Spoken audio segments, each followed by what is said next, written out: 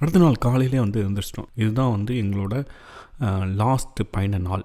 இந்த வண்டியெல்லாம் கொண்டு போயிட்டு சண்டிகர் ரயில்வே ஸ்டேஷனில் பார்சல் போட்டுட்டு சண்டிகர்லேருந்து ஃப்ளைட் பிடிச்சி சென்னைக்கு போகிறது தான் எங்களோட முக்கியமான பிளானாக இருந்தது. மறுநாள் காலையில் பக்கத்தில் ஒரு கோயில் வந்து இயற்கையான ஒரு சுடுதண்ணி குளம் இருக்குது, அங்கே போய் குளிக்கலாம் அப்படின்னு சொல்லிட்டு நாங்கள் பேசிட்டு நைட்டு வந்து நாங்கள் படுத்து தூங்கிட்டோம். அதே போல் மறுநாள் 6 மணிக்கெல்லாம் எழுந்துச்சு. பக்கத்துலேயே தான் நாங்கள் தங்கியிருந்த ஹோட்டல் பக்கத்துலேயே தான் ஒரு கோயிலில் வந்து ஒரு சின்ன குளம் மாதிரி இருக்குது. ஆண்களுக்கு தனியாக பெண்களுக்கு தனியாக வந்து குளிக்கிற மாதிரி இருந்தது. அது பார்த்திங்கன்னா சுடுதண்ணி இயற்கையாகவே மலையிலேருந்து இறங்கி வர ஒரு சுடுதண்ணி குளம். அதில் குளிச்சிங்கன்னா உங்களுக்கு வந்து தோல் சம்மந்தப்பட்ட எல்லா வியாதியும் வந்து காணாமல் போயிடும் அப்படின்ற ஒரு ஐதீகமான வரலாற்று ரீதியான உண்மையெல்லாம் அங்கே நிலவுகிறது.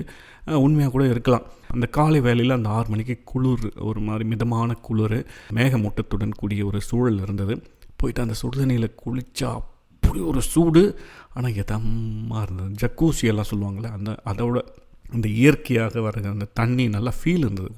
கொஞ்சம் பசை போல் ஒரு நல்ல ஃபீல் இருந்தது. அதில் போய் நல்லா ஃப்ரெஷ்ஷாக குளிச்சுட்டு அங்கேயே ஒரு டீ எல்லாம் சாப்பிட்டு உடனே நாங்கள் ரூமுக்கு வந்து கிளம்பிட்டோம். சண்டிகரில் தான் வந்து இந்த பைக்கெல்லாம் கொண்டு போய் சண்டிகர் ரயில்வே ஸ்டேஷனில் பார்சல்லாம் போட்டுட்டு மறுநாள் காலையில் 6 மணிக்கு காலையில் ஃப்ளைட் எங்களுக்கு. அங்கேருந்து சென்னைக்கு போகிற மாதிரி தான் எங்களோட பிளானு. ஏன் இந்த மணாலிலாம் ட்ரெயின் இல்லையா அப்படின்னா, இங்கெல்லாம் ட்ரெயின் வராது, அதோடு அங்கேயே நின்று போச்சு, அவ்வளோதான். இந்த மலைப்பகுதியில் ரோடு போகிறதே பெரிய விஷயமா இருக்குது, ட்ரெயின் வேறு விடுவாங்களா? அதுதான் எங்களோட பிளானு. அதனால் வந்து நேராக ரூமுக்கு போனோம். ரூம் போயிட்டு டக்கு டக்குன்னு எல்லாம் ரெடி ஆகிட்டு உடனே கிளம்பிட்டோம். ஒரு 7-7:30 வந்து கிளம்பிட்டோம். கிளம்பிட்டு அந்த காலை வேலையில் அப்படியே அந்த மணாலி வந்து ரசித்து கொண்டு அப்படியே நாங்கள் கொஞ்சம் கொஞ்சமாக அந்த மணாலி விட்டு வெளியே வர மழை ஆரம்பிச்சிருச்சு. பிசு பிசுன்னு தூறல் போட ஆரம்பிச்சிருச்சு. அப்படியே வெளியே வர பார்த்திங்கன்னா டூரிஸ்ட் பஸ்ஸில் வந்து நிறைய சுற்றுலா பயணிகள் வந்து இறங்கிட்டு இருந்தாங்க. அப்படி தூறல் போட ஆரம்பிச்சது, மழை பெய்ய ஆரம்பிச்சது பிசு பிசுன்று. அப்படியே நாங்கள் வெளியே வந்தோம். வழக்கம் போல் எங்களுக்கு பக்கத்துலேயே ஒரு ஆர்ப்பரித்து ஓடுகின்ற ஒரு ஆறு இருந்தது. இந்த ஆற்றுல வந்து படகு வந்து அப்படியே துள்ளி துள்ளி போகின்ற அந்த படகு, அட்வென்ச்சர் படகு சவாரியெல்லாம் பக்கத்தில் வச்சுருந்தாங்க. அதெல்லாம் அப்படியே பார்த்துக்கிட்டே வந்தோம். ஆப்பிள் தோட்டங்கள்லாம் வர ஆரம்பிச்சிருது. அப்படியே வழியெல்லாம் பார்த்திங்கன்னா இந்த ஆப்பிள் சந்தைகள் இருக்குங்க, பெரிய பெரிய ஆப்பிள் சந்தைகள். அதே போல் இந்த குளிர் ஆடைகளுக்கான நிறைய தொழிற்சாலைகள், அதனோட அவுட்லெட் ஃபேக்ட்ரிஸ் எல்லாம் வந்து நிறைய வழி முழுக்க இருக்குது. நீங்கள் வந்து அந்த மார்க்கெட்டில் வாங்குறத விட இப்படி வந்து ஒரு சின்ன ரைடு வந்து இதெல்லாம் வாங்கினீங்கன்னா பயங்கர சீப்பாக இருக்கும், நிறைய வாங்கலாம்னு நினைக்கிறேன். பெரிய பெரிய ஆப்பிள் மார்க்கெட்லாம் அந்த காலங்காலத்தில் பார்த்திங்கன்னா வெறிச்சோடி கிடந்தது. பெருசாக ஒன்றும் ஆப்பிள் எல்லாம் இல்லை, ஏன்னா சீசன் இல்லையா. அதெல்லாம் பார்த்துக்கிட்டே அப்படியே வெளியே வந்தோம். கொஞ்சம் தூரம் போன உடனே ஒரு ரோட்டு கடையில் ஆப்பிள்லாம் வாங்கலாம் அப்படின்னு சொல்லிட்டு, சாப்பிட்லாம் அப்படின்னு சொல்லிட்டு ரோட்டு கடையில் நின்னோம். அங்கே வந்து பார்த்திங்கன்னா ஒரு அழகான கிழவி கடை வச்சுட்டு இருந்தாங்க. அவங்க பார்த்திங்கன்னா சாம்பிளுக்கு எடுத்து கொடுத்துட்டே இருக்காங்க. இது சாப்பிடுங்கப்பா, அது சாப்பிடுங்கப்பா, அப்படியே புன்முருளோட மகிழ்ச்சியோடு எங்களுக்கு வந்து எடுத்து கொடுத்துட்டே இருந்தாங்க. நாங்களும் சாப்பிட்டுட்டே இருந்தோம். அப்புறம் வாங்கினோம். அவங்க ரொம்ப மகிழ்ச்சியாக எங்களுக்கு வந்து எல்லாத்தையும் எடுத்து கொடுத்து வழி அனுப்பி வச்சாங்க. அங்கேருந்து அப்படியே கிளம்புனுங்க. கிளம்ப பார்த்திங்கன்னா அந்த ட்ரிப்லேயே வந்து ரொம்ப அழகான இடங்கள்லாம் வர ஆரம்பிச்சிது.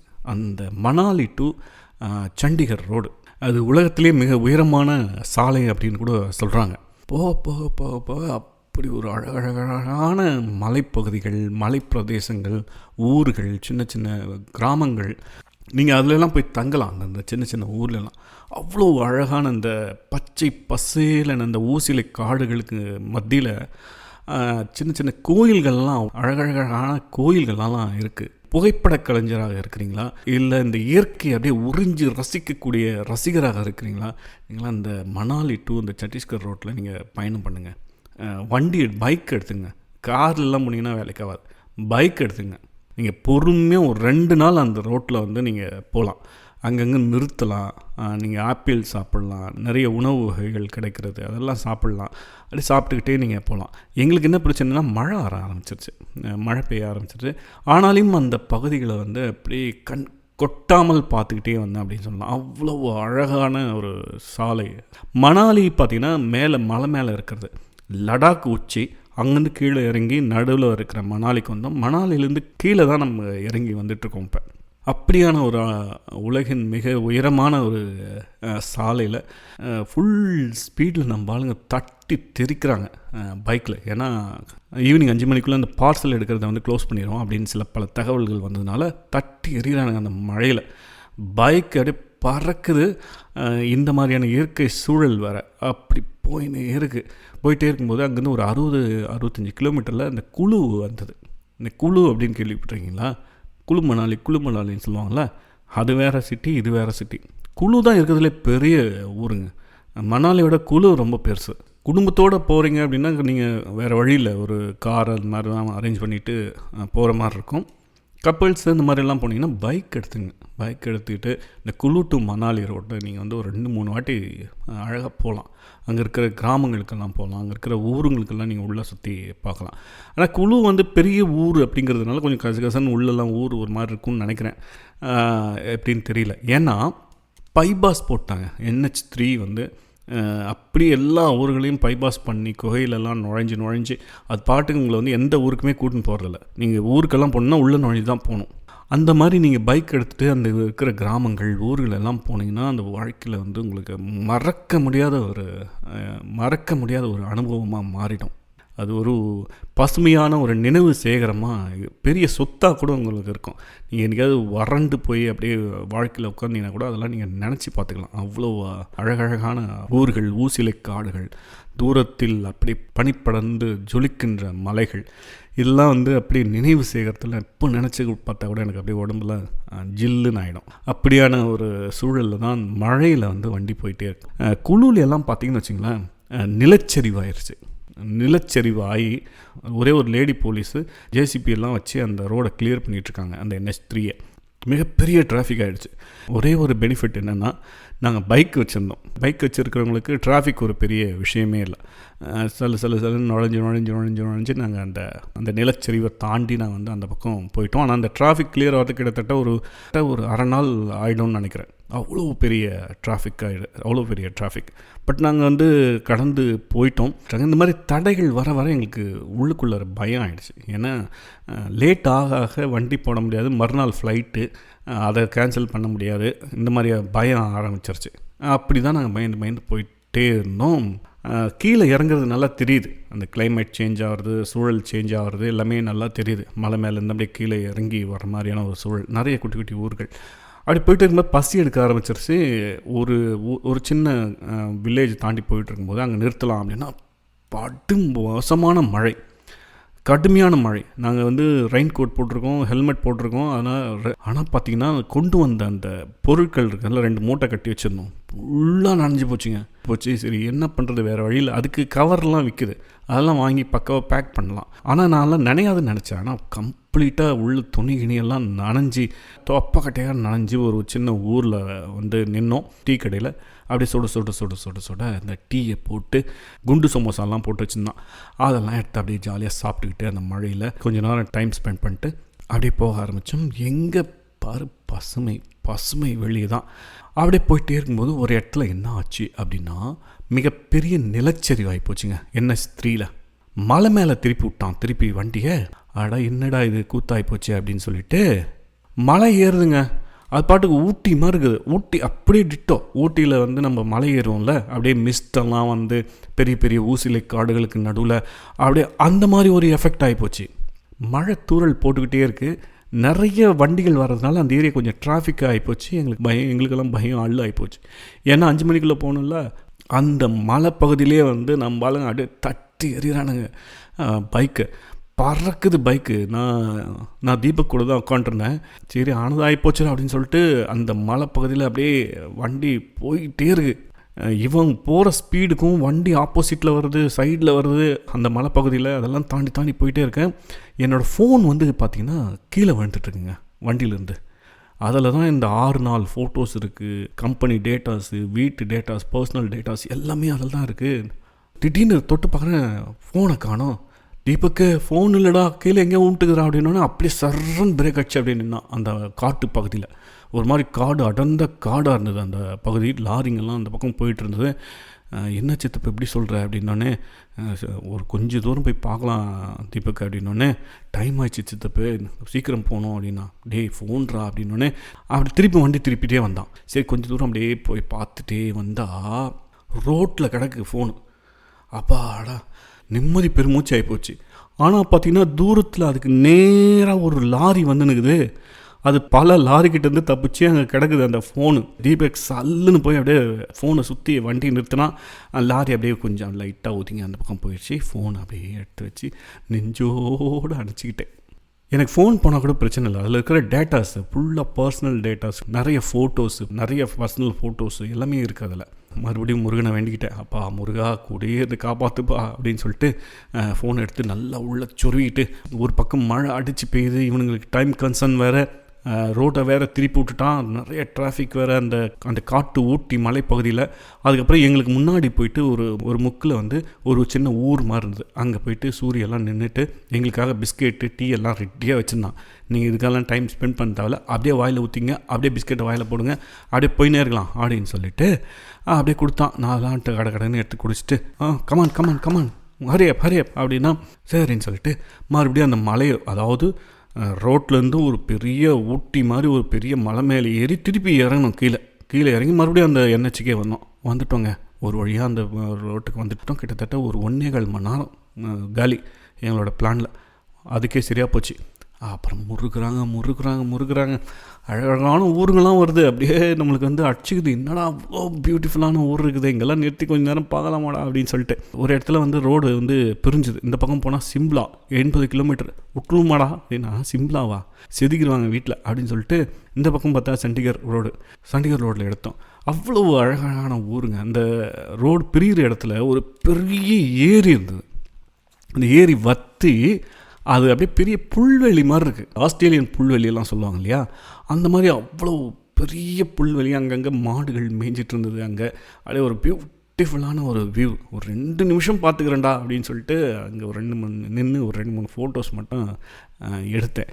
அப்புறம் சொல்லிட்டு டக்குன்னு சண்டிகர் ரோட்டில் விட்டு அப்புறம் முறுக்க ஆரம்பித்தாங்க. ஒரு ஊருக்கு பேர் சுந்தரவனம் அப்படின்னு இருந்துச்சுங்க. அவ்வளோ அழகான ஊர்னா ஊருக்கு நடுவில் தண்ணி, அந்த பக்கம் பார்த்தீங்கன்னா பெரிய மலை அருவிகள், ஆனால் சமதளத்தில் இருக்கிற மாதிரி இருக்குது அந்த ஊர். சுந்தரவனம் பேர். ஆமாம், அது நிஜமாகவே சுந்தரவனம் அந்த ஊரெல்லாம். அப்படி ரசித்து வச்சுருக்கான் அந்த ஊருக்கு பேரெல்லாம். அப்படி கடும் மழை அடித்து வண்டி பறக்குது. எனக்கு எங்கேயா ஸ்கிட்டாச்சு, மூஞ்சி முகர எல்லாம் அடித்து தெரிச்சு போயிடும். அப்படியான ஒரு ஸ்பீடில் வந்து வண்டி போயிட்டுருக்கு. போக பஞ்சாப்குள்ளே வண்டி நுழைஞ்சதுங்க. கிட்டத்தட்ட ஒரு சமதளத்துக்கு நாங்கள் வந்து வந்துட்டோம். பஞ்சாப் பார்த்திங்கன்னா இப்போ வந்து வரும்போது பார்த்திங்கன்னா ஆற்றுலலாம் எந்த ஆற்றுலையும் தண்ணி இல்லை. இப்போ பார்த்திங்கன்னா தண்ணியாக போயிட்டுருக்கு. எல்லா ஆற்றுலையும் நிறைய பெரிய டேம்கள்லாம் வந்துச்சு அந்த வழியில். அழகான ஒரு ஊராக இருந்தது. நீங்கள் பொறுமையாக போக வேண்டிய இடம் அதெல்லாம். இந்த மாதிரி அச்சுப்பிடிச்செல்லாம் நாங்கள் வந்தோம் இல்லையா, அந்த மாதிரிலாம் போக வேண்டிய இடம் கிடையாது. அப்படியே வண்டி பறக்குது. ஒன்று மழைங்க. அந்த சண்டிகர் நெருங்க ஒன்று மழை. கிட்டத்தட்ட ஒரு மணிக்கு வந்து அந்த சண்டிகர் உள்ள நுழையிறோம். அப்படியே உடல் முழுக்க நனைஞ்சி, இவ்வளோ நாள் என் டிக்கியை காப்பாற்றிட்டு வந்த அந்த தலையணெல்லாம் நனைஞ்சி தூக்கி தூரம் போட்டுட்டு வண்டி வந்து அவ்வளோ ஸ்பீடில் போய்ட்டுருக்கு. நான் வந்து அப்படியே வந்து பிரார்த்திக்கிறேன், முருகா இவ்வளோ நாள் எங்களை காப்பாற்றிட்டேன். இந்த ட்ராவல் ஒரு மணி நேரம் எப்படியாவது என் உயிரை காப்பாற்றி விடு தேவா. ஏன்னா வண்டி எங்கே ஸ்லோனாலையும் ஃபோன் பண்ணி கேட்குறானுங்க, என்னடா பண்ணுறீங்க, ஒன்றுக்கு போகிறோம்டா, நீ ஒன்றுக்கெல்லாம் அப்புறம் போய்க்கலாம், அங்கே வந்து கடையை க்ளோஸ் பண்ணிடுறான், வாமாம்மா அப்படின்றான் அந்த பக்கம். அப்படி பார்த்தியா டோட்டலாக அப்படி நனைஞ்சு அந்த சண்டிகருக்குள்ளார அப்படியே நுழைஞ்சோம். ஒரு 2 மணி இருக்குங்க. அப்படியே நுழைஞ்சோன்னா பார்த்தா பக்காவாக இருக்குது ஊர் சண்டிகர். அப்படியே பிளான்டு சிட்டி மாதிரி இருக்குது, அடுக்கி வச்ச மாதிரி இருக்குது சிட்டியே. அது இந்த நொய்டா அது மாதிரி பார்த்தேன் நான். நொய்டாக்கு போகும்போது அப்படியே அடுக்கி வச்ச சிட்டி, அப்படியே மரங்கள் நிறைந்த ஒரு அழகான ஸ்ட்ரக்சரான ஊர்.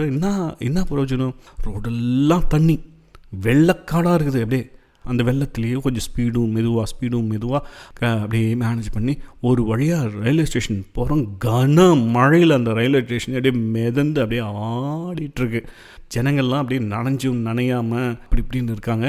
ஒரு வழியாக அப்பாடா ரயில்வே ஸ்டேஷனுக்கு வந்து சேர்ந்தோம். உயிர் பிழைச்சோன்னு தான் சொல்லணும். கிட்டத்தட்ட எவ்வளோ மணி நேரம் தெரியுங்களா? 3 மணி நேரம் தானே கூகுள் அக்கா சொல்லிச்சு. வந்தது பார்த்திங்கன்னா கிட்டத்தட்ட ஒரு 5-6 மணி நேரம் இருக்குங்க. காலையில் எத்தனை மணிக்கு? 8 மணிக்கு எடுத்தோமா வண்டியை. 8, 9, 10, 11, 12, 1, 2, 6 மணி நேரம் வந்திருக்கும் வண்டியில். அதுவும் 6 மணி நேரமும் வந்து பார்த்திங்கன்னா ஒரு 5 மணி நேரம் தொடர்ந்து மழையிலே வந்துருக்கும். இப்படியெல்லாம் மழை கஷ்டப்பண்ண நீங்கள் அப்படின்னு கேட்டிங்கன்னா என்ன பண்ணுறது? இது மாதிரி கிளம்பியாச்சு, எல்லாம் முடிச்சு தானே ஆகணும் அப்படின்னு சொல்லிட்டு ரயில்வே ஸ்டேஷனில் அந்த பார்சல் போடுற இடம்லாம் பார்த்திங்கன்னா அப்படியே தண்ணியில் மிதக்குது. தண்ணி உள்ளே வர ரெடியாக இருக்குது. அந்த பார்சல்லாம் அப்படியே முழுகிற நிலமையில் இருக்குது. அப்புறம் போய் வண்டி எடுத்துகிட்டு போயிட்டு உள்ளே போனால் அவங்க உள்ள ஒரு சகஜ நிலைமை இருந்தது. கம்ப்யூட்டரில் சில பேர் வேலை செஞ்சுட்டு இருந்தாங்க, சில பேர் பார்சல் எடுக்க வந்திருந்தாங்க, அவங்களாம் வெயிட் பண்ணிகிட்டு இருந்தாங்க. உள்ளே போய் கேட்டோம், அந்த மாதிரி வண்டி பார்சல் போடணும் அப்படின்னு சொல்லிட்டு. அதுவும் அந்த ஆஃபீஸில் போய் பாருங்கள் அப்படின்னு சொல்லிட்டு கை காமிச்சாங்க. அப்புறம் உள்ளே போயிட்டு பார்த்தா தண்டவாளம் முழுக்க தண்ணி. அதில் அப்படியே மெதுவாக ட்ரெயின் எல்லாம் போயின்னு இருக்குது. ட்ரெயின் எப்போ வேணாலும் நிறுத்திவிடுவான் அப்படின்ற நிலைமை தான் இருக்குது. அப்படியே நனைஞ்சி போயிட்டு அந்த ஆஃபீஸ் ரூம் போயிட்டு அப்படியே கேட்டோம். அவர் வந்து ரொம்ப நேரம் கம்ப்யூட்டரை வந்து தட்டினே இருக்கிறாரு. கவுண்ட் பண்ணி மாரி தட்டுறாரு, மானிட்டர் ஆட்டுறாரு, கீபோர்டை தட்டுறாரு. அப்புறம் வந்து திருப்பி வெளியே வந்துட்டு கே அப்படின்னாரு.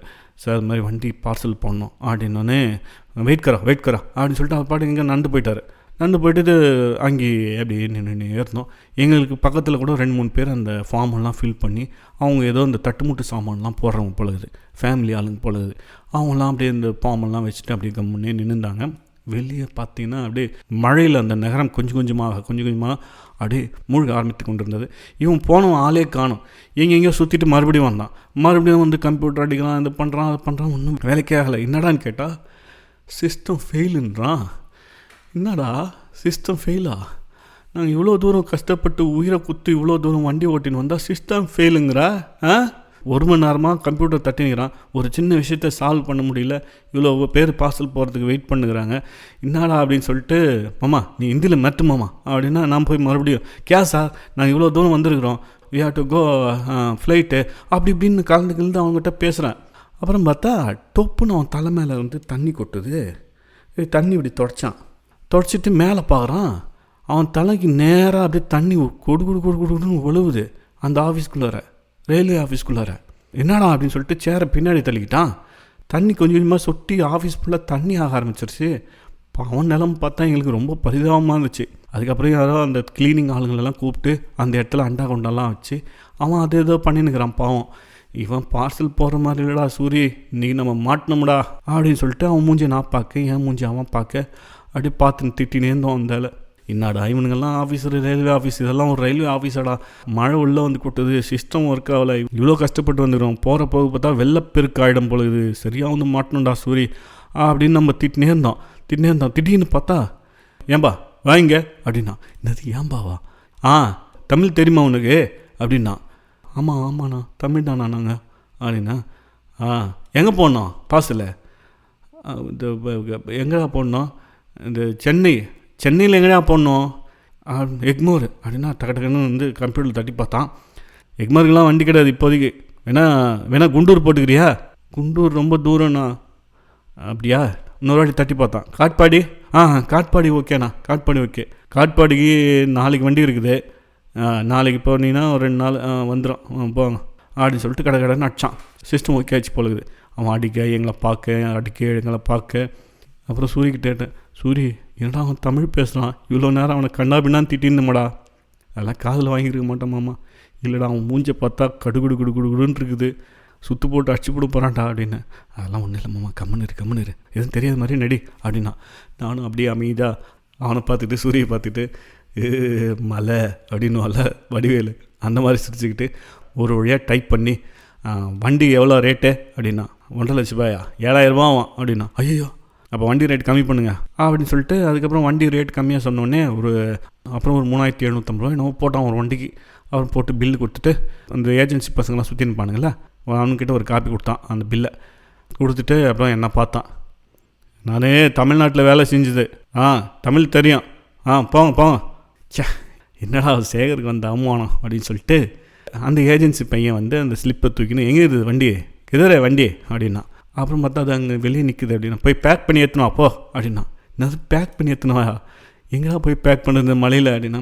போப்பா வெளியில் போ, ஆள் இருக்குது அப்படின்னோடனே வெளியில் போனோடனே அங்கே 2-3 பேர் இருந்தானுங்க. அவனுக்கிட்ட கேட்டோடனே ஆமாம்மா நாங்கள் தான் பேக் பண்ணுறது அப்படின்னா. எங்கடா அப்படின்னோடனே அங்கே அப்படின்னோடனே ஃபுல்லாக மழை தண்ணி தேங்கி முட்டிக்கால் அளவுக்கு இருக்குது தண்ணி. மழை வேறு பெஞ்சிக்கிட்டே தான் இருக்குது. அவன் காமிக்கிற இடம் ஒரு காடு. இந்த ரயில்வே ஸ்டேஷன் பின்னாடி எல்லாம் வந்து இந்த புளிய மர காடு இருக்கும் இல்லையா, அந்த மாதிரியான ஒரு புளிய மர காட்டுக்குள்ளார காமிக்கிறான். என்னடா இது உள்ளே எப்படா போகிறது, எங்கடா வச்சுருக்கிறீங்க அப்படின்னா, உள்ளே இருக்குது போ அப்படின்னு சொல்லிட்டு அந்த முட்டிக்கால் தண்ணியிலே அப்படியே வண்டியை தள்ளின்னு போயினே இருந்தோம். வண்டியை தள்ளி கஷ்டப்பட்டு அப்படியே டர்ரு புருன்னு இழுத்து அங்கங்கே விழ பார்த்து அந்த காட்டுக்குள்ளார மெதுவாக கூட்டின்னு போகிறான். சூரி எங்கடா அந்த காட்டுக்குள்ளார போகிறான் அவன் அப்படின்னோடனே வாமாமா பார்த்துக்கலாம் அப்படின்னு சொல்லிட்டு அவனும் வண்டியை தள்ளின்னு போகிறான். அந்த காட்டுக்கு நடுவில் ஒரு சின்னதாக குடிசை போட்டுக்கிறானுங்க. அந்த குடிசையில் தான் வண்டியை வச்சு பேக் பண்ணின்னுக்கிறானுங்க எல்லாரும். எங்களுக்கு முன்னாடி ஒரு 2 வண்டி பேக் பண்ணின்னு இருந்தானுங்க. ஓ இங்கே தான் பேக் பண்ணுறானுங்க போல இருக்குது அப்படின்னு சொல்லிட்டு அந்த குடிசையில் மட்டும் தண்ணி இல்லை, கொஞ்சம் மேட்டு பகுதி மாதிரி இருக்குது, அது சுற்றி தண்ணி இருக்குது. அப்புறம் அந்த குடிசையில் போய் நிற்க வச்சுட்டு அப்படியே மழையில் நஞ்சின்னு கோழி மாதிரி அப்படியே நின்றுனுக்குறோம். அவன் பாட்டுக்கு வண்டியில் வந்து வைக்கோல சுற்றி கோணி பையை சுற்றி அது இதுன்னு பக்காவாக பண்ணி வண்டிக்கு 800 ரூபா வாங்கினாங்க. அதுக்கப்புறம் மறுபடியும் அவனுங்களே அந்த தண்ணியிலேயே தள்ளிக்கின்னு என்னங்க இவ்வளோ மழை பெய்யுது இந்த ஊரில், மழை சீசனா அப்படின்னா அந்த ஆள் சொல்கிறான், இவ்வளோ மழையை நான் சின்ன வயசுலேருந்தே பார்த்தது இல்லையா, இதான் முறை நானே பார்க்குறேன், இந்த ஊரில் இவ்வளோ மழையா, அதிசயமாக இருக்குதுங்க எங்களுக்கு அப்படின்றான் அந்த ஆள். அப்புறம் அப்படியே மெதுவாக தள்ளின்னு போயிட்டு உள்ள ஸ்டேஷனுக்குள்ளார ஏற்றி அதுக்குள்ளே பார்த்தீங்கன்னா தண்டவாளத்திலலாம் முட்டிக்கால் அளவுக்கு தண்ணி வந்துடுச்சு. ட்ரெயின் வரப்போக தான் போயின்னு இருந்தது. அப்புறம் ஒரு வரியா அந்த ஏஜென்சி பையன் பில் வச்சுனால அவங்ககிட்ட எடுத்துமே வண்டியை சேர்த்தோங்க. இதுக்கு மேல் நான் பார்த்துக்கிறேன், நீங்கள் ஒன்றும் கவலைப்படாதீங்க, காட்பாடி தானே வந்து சேர்ந்துடும் போங்க அப்படின்ட்டான். அதாவது நம்பரெல்லாம் எழுதுனான் வண்டி மேலே. அப்புறம் வந்து அந்த கீக்கு மட்டும் கொஞ்சம் ஓட்ட வச்சுருந்தாங்க. அந்த கீயை போட்டு ஸ்டார்ட் பண்ணால் ஸ்டார்ட் ஆகக்கூடாது, பெட்ரோலெல்லாம் ட்ரைன் பண்ணியிருக்கணும், அதெல்லாம் செக் பண்ணான். அதுக்கப்புறம் ஒரு வழியாக பாடா வண்டி டெபாசிட் பண்ணியாச்சுடா சாமி, இனி போய் ஹோட்டலில் தேடி பட்டு தூங்க வேண்டியது தான். மறுநாள் காலையில் 6 மணிக்கு எழுந்திரிச்சு ஃப்ளைட்டை பிடிச்சி இந்த ஊரை விட்டே ஓடிடணுமுடா அப்படின்னு நினச்சோம். சரியான மழை அடிச்சு நவுத்தினுக்குது. அப்புறம் வந்து இந்த பேகு எல்லாம் நனைஞ்சி தொப்பட்டே அது வேறு போனங்கணங்குது. அது எடுத்து தோளில் போட்டு நட முடியாமல் அந்த 6 மணி நேரம் வண்டியில் வந்தது வேறு. காலை கக்கா போன மாதிரி பப்பர் வேன் வச்சு முச்சுக்கான்னு நந்து அந்த ஸ்டேஷனை விட்டு அப்படியே வெளியே தலை எட்டி பார்த்தேன். என்னத்தை பார்த்தா ஒரே மழை தான். அப்படியே அந்த மழையிலேயே நினச்சிக்கிட்டு அப்படியே வெளியில் வந்தோம். என்ன பிளான்னா, ஏர்போர்ட் பக்கத்துலேயே எங்கன்னா ஹோட்டலில் பிடிச்சி தங்கிட்டு காலையில் அப்படியே போயிடலாம் அப்படின்னு தான் பிளான். ஆனால் நீங்கள் வெளியில் வந்து ஏதாவது ஹோட்டலுக்கு கூட்டின்னு போங்க அப்படின்னா யாராக இருந்தாலும் அவனுக்கு தெரிஞ்ச ஹோட்டலில் தான் கூட்டின்னு போவான். இந்த ஆட்டோக்காரன் டாக்ஸிக்காரன்லாம் அந்த ஆட்டோ ஸ்டாண்டு டாக்ஸி ஸ்டாண்டெலாம் ஆல்ரெடி முழுக ஆரம்பிச்சிருச்சு, தண்ணியில் முழுக ஆரம்பிச்சிருச்சு. ஆள் இருக்கிற மாதிரியே தெரில, சுற்றுப்பட்டு 8 வட்டாரத்துலேயும் ஆள் அங்கே இருக்கிற மாதிரியே தெரில. அதுக்கப்புறம் சூரி வந்து யார்கிட்டயே ஃபோன் பேச ஆரம்பிச்சிட்டான், அவனையும் டிஸ்டர்ப் பண்ண முடியல. அப்புறம் நானும் வச்சுருந்தா போய் என்ன பண்ணலாம் வச்சு இந்த மாதிரி வந்து மாட்டினுமே, வண்டி எப்படியோ போட்டாச்சு, இந்த ஊரை விட்டு எப்படியாவது போயாகணுமே அப்படின்னு பேசிட்டு இருக்கும்போது தான் தூரத்தில் ஒரு இனோவா கார் மட்டும் நின்றுட்டு இருந்தது.